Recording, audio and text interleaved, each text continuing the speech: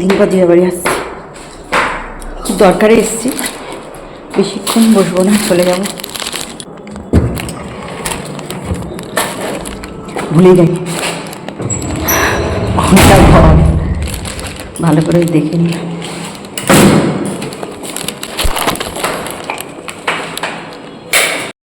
এসছি, বুড়ি ভাত খাবে, আর ছেলে বসে বসে ভাত মাখছে, এই যে। আর এই না, জানি না তুমি কি, এই যে দিদির শাশুড়ি ওই পা ভেঙে গেছিল, এই যে ছেলে খাই দিচ্ছে, বেশ আনন্দ। হ্যাঁ, বাচ্চাদের মধ্যে ভাত নেই, তোকে খাইয়ে দিতে হয় কেন? হ্যাঁ, এখন ডাক্তার দেখিয়ে আসবে, সারা গায়ে চুলকানি। আমার গায়ে বাবা। বসছি বসছি, খেয়ে নাও তাড়াতাড়ি।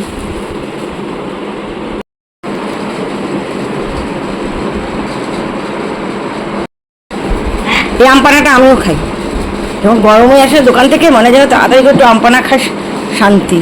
খাওয়া গেছে? খাওয়া গেছে, ওইটা আগে জানে। হ্যাঁ, মুখ টুক ধুয়েছো? এবার বাড়ি ফিরে যাচ্ছি, কিন্তু ফিরবার সময় যে ভিডিওটা করব সেটা ভুলে গেছিলাম, তার জন্য ভিডিওটা করা হলো না, তার জন্য রাস্তায় যেতে যেতে একটুখানি করে দিলাম। চলো বাড়ি চলে যাচ্ছে, এখন বাজে 2:15। 2:15-র সময় বাড়ি চলেছে। আকাশটা দেখো, একদম সুন্দর ঝলমলে আকাশ।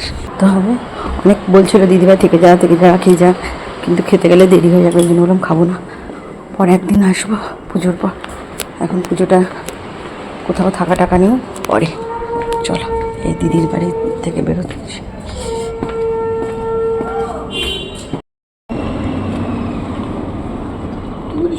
চলে যাবে, এবার চললাম বাড়িতে। কত সুন্দর ফুল গাছ ছিল, একটু ফটো তুলে নিলাম।